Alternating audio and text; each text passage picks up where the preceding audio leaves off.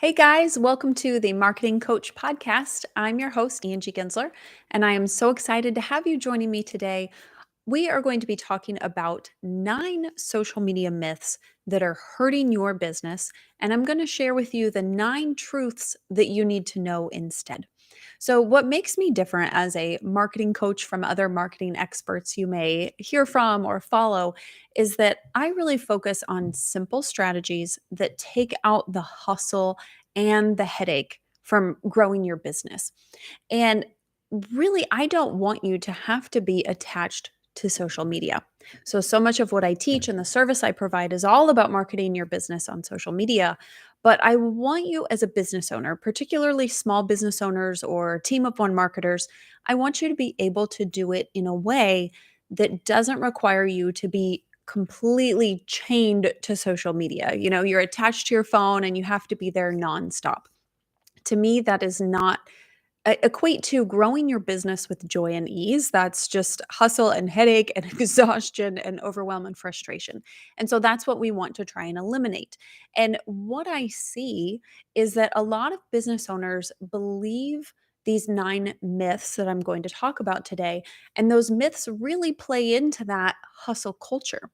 And so many of them end up scaring small business owners completely away from social media, and they don't touch it and they avoid it, and their business pays the price because of it, because they're not willing to engage on social media. So, let's go ahead and bust some of these myths so you can get past them and learn the truths and start growing your business on social media with much more joy and ease without that headache and hustle. Okay, so the first myth is that social media is free. Okay, everybody thinks, oh, it's free, it's great. Now, yes, you can create a free account on any of these social media platforms and you can start promoting your business right away. It's free, right? But the truth is that social media costs a lot of time. And as a business owner or a marketer, your time is money. And when you're a small business owner and you fill every role in your business, so you're head of finance, HR, marketing, product development, customer service, I mean, you name it, you do it all, right? Your time is precious and your time equals money.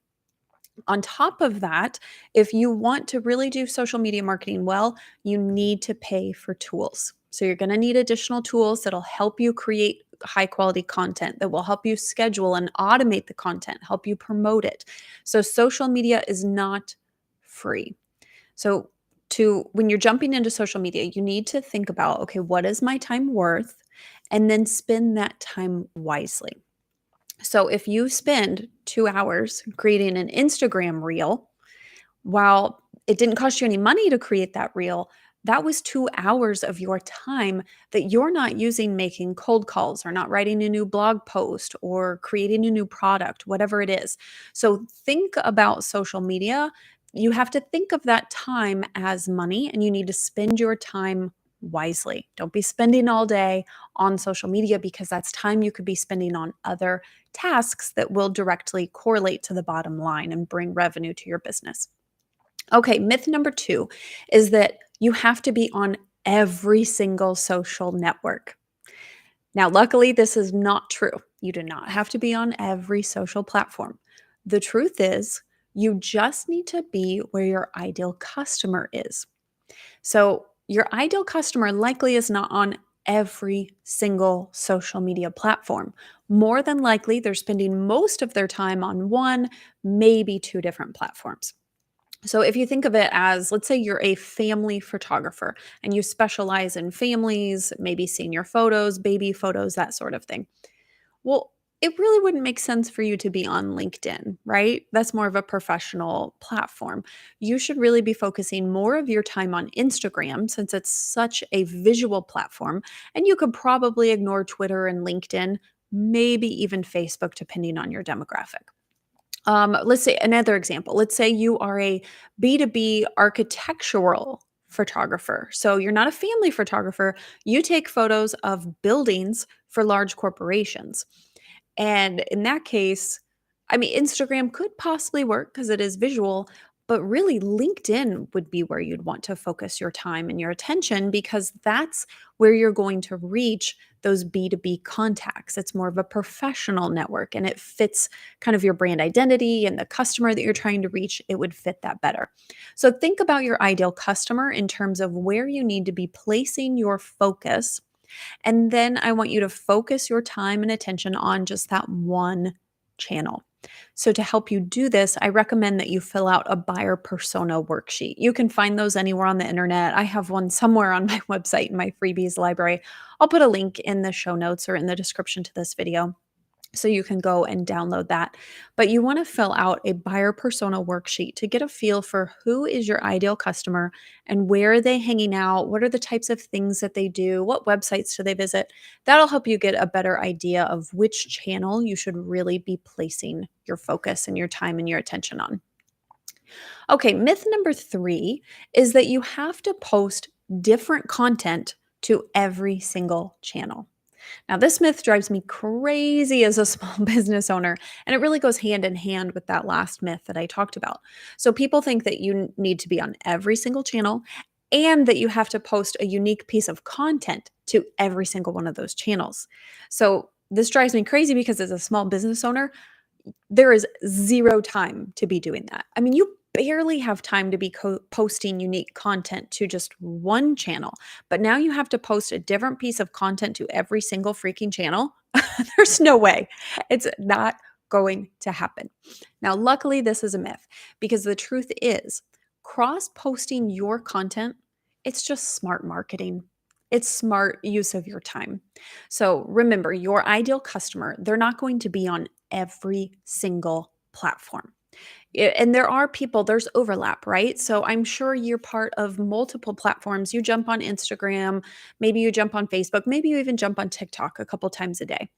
But more than likely, it's maybe 1, max 3 platforms that you jump on and you're active on a day-to-day basis. So as a business owner, you do not need to be creating completely unique content for every single channel because the people seeing that content aren't going to be on all those channels looking at, all the different content. And not to mention, I'm sure everybody knows by now with social media marketing that your posts aren't going to be seen by every single person who's following you. It's just not going to happen. It's a small percentage of people that actually see your posts. You have a much smaller reach than you would like if you sent an email out to your email list. So you don't have to have completely unique content for every single channel. That's just absurd to expect from a small business owner, really, even some of these large corporations. It's pretty outrageous to expect that when even their own customers aren't on every single one of those channels. So, what I want you to do is, like I said before, you're going to focus on one channel. So create your content with that one channel in mind. And then I want you to use social media scheduling tools to cross post that piece of content to all the other channels. Now, you don't have to have all these other channels. Maybe you decide Instagram's my focus, that's all I'm going to worry about, and you don't even worry about posting content to other channels. That is perfectly okay. But I know that there are a lot of you out there that the thought of that freaks you out. I know I focus on creating content for a specific channel, and then I have my name, it's at Angie Gensler on every social platform there is. So I at least have it, I own it. And then I use a social scheduling tool to just cross post that piece of content to all those different channels. And I'm not really that active on them, but I at least still have some content going out every single day. And it does get seen by eyeballs and it does help. And it's not that big of a deal because I can use automation tools to make it super easy. So I post it once to one channel and it goes out, these automation tools let it go out to all the other channels. So later on, I'll recommend, I have 2 different automation tools that I absolutely love and I have some discounts for you. So I will share those with you at the end of the podcast if you need help with a social scheduling tool or an automation tool. Okay, let's talk about myth number 4. And that is that social networks are broadcast channels. So a lot of people see their social platforms as a way to get out, their news releases, their all their different information about their company and new product promotions and releases. And they think it's this channel where they can just constantly talk about me, me, me, me, me, me, me, and broadcast whatever it is that they want. Now, it can be used for that, but the truth is that social networks are interactive channels. So I want you to think of it less as a platform for you to be saying, this is all about our business, me, me, me, me, me, hear all about how great we are. And think of it more as a way for you to have a dialogue, conversation, and interact with your prospects, with your customers, and engage with people. There's a reason it's called is social media is you need to be social on it, right? And really the best way to get people interacting, to get them engaging with you on social media is to ask your audience questions. I love asking questions, and really even just fun questions like a this or that question. So if you say coffee or tea, people love to jump in with their opinions and comment and engage and interact with you on your posts. So when you're making posts to social media, think less about just spewing out information and spewing facts and more about interacting. So ask your audience questions. Try and figure out, how can you turn a post and into some sort of question, or ask them a question at the end of your caption to get them engaging with you. Okay, myth number 5 is that you have to post 3 to 5 times a day in order to get results. Now, the truth is with social media, while yes, posting 3 to 5 times a day, sure, the more you post, the better it'll be, the more eyeballs that will be seeing your content. That's great. But the truth is that consistency is more important than frequency on social media. So I want you to find a frequency that works for you in your business and with your time frame that you have available and stick with that. So don't commit to posting 3 times a day if you know that you really are not going to be maintaining that over the long run. If it's just going to be too much and after 3, 4, 5 days, it's going to be too overwhelming, and what will typically happen, what usually happens is you go to nothing. So you're like, I'm going to post 3 times a day, and then a week later you're like, okay, I haven't posted anything in days. So instead, I want you to think very realistically. Can you post once a day? If you can, do that. Can you post twice a week? Maybe you can only post every Monday, Wednesday, Friday. Stick with that. I want you to be consistent about the frequency that you select. Now, to help you create content more consistently, and in a way that is more sustainable for a small business owner over the long run, I recommend that you use a content creation tool like my social media content club. So the content club provides you with copy and post content, fill in the blank content, and post ideas for every single day of the year. So I will put a link to the content club in the show notes or in the description below this video so you guys can go check it out and see if it'll work for your business. I have a trial where you can try it out for 7 days and see if the content will work for your unique industry. Okay, let's go on to myth number 6, and that is that your images and videos have to be perfect. Now, a lot of people think this and they see, okay, the people who are doing really great, these influencers, everything is flawless and it's really high professional quality that they're sharing. And it seems that way. But the truth is, for small business owners, your images and videos just have to be authentic. They don't need to be perfect. The days of perfect social media, that's gone. A lot of people are really embracing the authentic, real, raw, images, videos, confessional posts. Now, that also doesn't mean that you have to be like overly confessional and every post has to be, you in your underpants showing your stretch marks. We don't have to do that either, okay? So don't take it, so far the other way where you're also uncomfortable. You can find this middle ground that makes you comfortable for your business, for your brand, for your own personality, where you're being authentic, but maybe you're not sharing so much that it feels, too vulnerable and scary. You can find that middle ground. Okay. Now, if you are trying to find work as a model, or you're trying to become an influencer, or you're a photographer, then you do have to worry about having very high quality, polished, professional photos, videos. Everyone else, don't worry about it, okay? Now, that doesn't mean that you get a free pass to just produce crap photos and videos. That's not what I'm meaning either. So you do want to invest a little bit of time in good lighting, in good audio, good video. Okay, so invest in some of those tools, but you also don't have to be spending thousands of dollars. I think I bought a ring light to do videos and photos for like 20 bucks. I've got a $80 microphone, a $50 webcam. So there are tools that you can get very affordable to have high quality videos and photos, but you don't have to be spending a fortune and it doesn't have to be perfect. Okay. Okay, let's go on to myth number 7. And that is that your feed must have a cohesive aesthetic. This whole term, cohesive aesthetic, drives me crazy. And you see this one on Instagram a lot more than any of the other channels. And if you jump on some people's feeds, what you'll see is every single photograph on their feed has a very similar color scheme.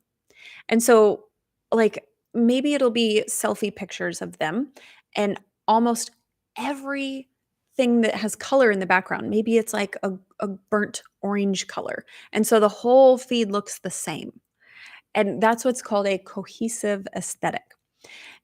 Now, this one again, it drives me crazy. So if you're a model, an influencer, maybe you're a magazine, maybe you're a photographer, again, okay, maybe this makes sense for your brand, but it does not make sense for everyone else. So the truth to this myth is that it's just totally ridiculous to expect a small business owner or a team of one marketer to be creating a whole cohesive aesthetic.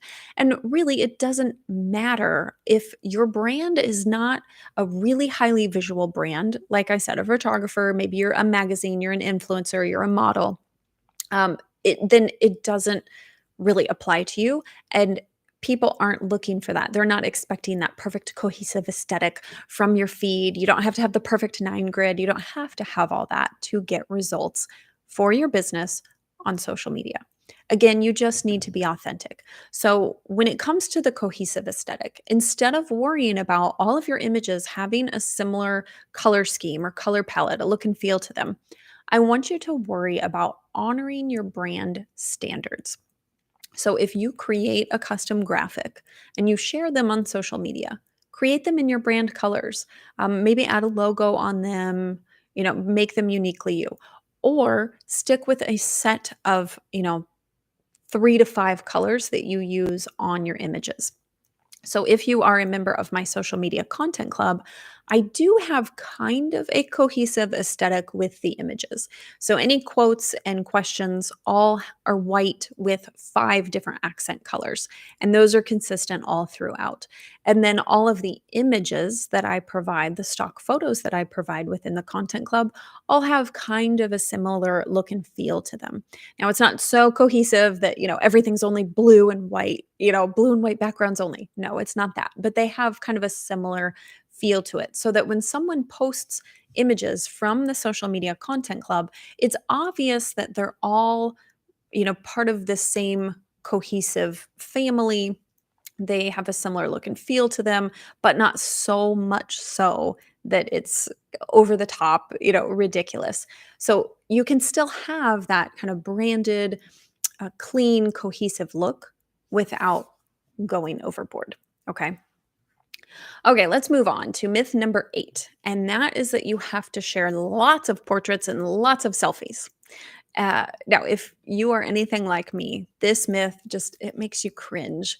So I personally came of age before social media. And selfies were not a thing when I was a kid. And really, if you were kind of seen like, oh, taking lots of pictures of yourself, you're kind of seen as like self absorbed. So to me, taking lots of selfies and sharing them on the internet, it feels wrong and dirty. Like it feels like I'm just, it's kind of embarrassing. And it's hard for me to get comfortable with that idea. Now, that doesn't mean it is embarrassing. So if you're comfortable with that, please do it. By all means, do it. But if you're anything like me, oh, it's not kinda your thing, and that's okay. Lucky for us, the truth is that posts without people in them are still getting incredible results. Now, there is one channel on Instagram want you to go check out. It's called Simple Green Smoothies. I will put their handle in the show notes. And they have almost 400,000 followers on their channel. And if you go through their Instagram feed, you will see that there are almost no posts with people in them. It's mostly pictures of food, nature, products they promote, and just photos of their smoothies. So when I was digging through different channels when I was putting together this myth, and I found so many wildly popular channels that are strictly food, quotes, landscapes, graphics, architecture, nature, different products. They're all doing great. They're performing well. So don't get stuck in this myth of, oh, if I want to get results, I have to only share pictures of myself all the time. And it's just not the case. You can share pictures of so many other things. It doesn't have to be a feed filled with yourself. Now, if you're comfortable with that, by all means do it. That also works well on social media, but you don't have to get good results, okay? Okay, let's move on to the final myth. Myth number 9 is that scheduling your posts using third-party tools will hurt your reach and your post performance. Now, I am so thankful that this one is a myth. And this is a myth that people have been saying for years. They've said, oh, Facebook, they know. And they know when you share a post from a third party tool and they won't show it. And so, actually, Buffer, they are a social media scheduling tool. They recently did a big study and an in depth experiment to figure out if this is true or not.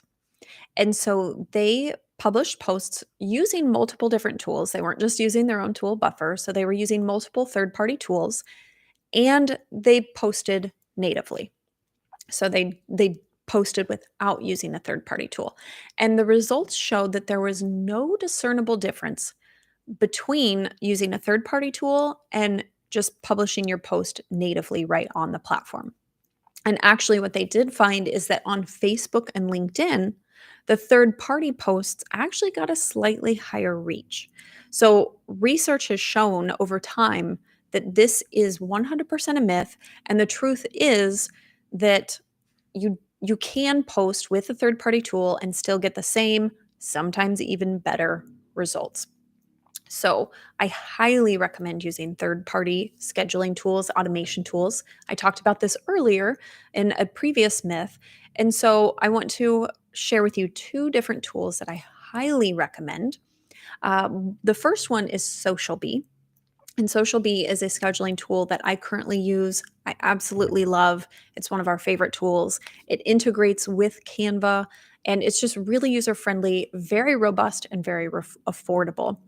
I am an affiliate with SocialBee. So I do have a special link to share with you guys that will give you 30% off any of the SocialBee plans. So whether you do monthly or annual, you can get a 30% off your plan. So I will put a link in the show notes or in the description below this video. If you just click on that link, it will take you to the page where you can get that special discount. The other tool that I recommend is Promo Republic. And Promo Republic is a tool that I used to use prior to SocialBee. It's fantastic. I still love it. I think it's still a fabulous tool. Um, but it doesn't integrate with Canva. Now, I like Canva because that's what I use to create all the images for the social media content club. So I think it's a lot easier. But Promo Republic has its own Canva-like tool automatically built in it. So some people really like that fact. They don't have to use Canva and a scheduling tool. They can just do it all in Promo Republic. Promo Republic also has what they call, I think it's called Autopilot, and it's smart AI that basically determines a posting schedule for you. It's really cool. Um, Promo Republic is a little bit more expensive because they do have some more robust features. But I do have a code, or excuse me, it's not a code. I have a special link that if you sign up using that link, then Trevor and I will cover 50% of your fees for your first year. So if you head over to that link again, I will put that link also in the show notes or in the description below this video, and you can save 50% off your first year of Promo Republic. So those are the two main scheduling tools that I have used and I absolutely love. I highly recommend. and I have special discounts for you. Okay, well, that's the 9 myths that I have for you today. Hopefully, hearing those kind of eased some of that pressure, the stress off your shoulders. I would love to hear from you guys. If you did like this episode, please like it, leave me a comment, and give me an honest rating and review on iTunes. That would mean the world to me. I really want to grow this podcast, reach more business owners around the world. And the only way I can do that is if you leave me reviews and you help me grow it, share it with a friend. If you like this episode, send it to a friend, help me reach more business owners around the world. Okay, guys. Well, that's it for today. Hopefully, I will see you in the next episode and have a great day.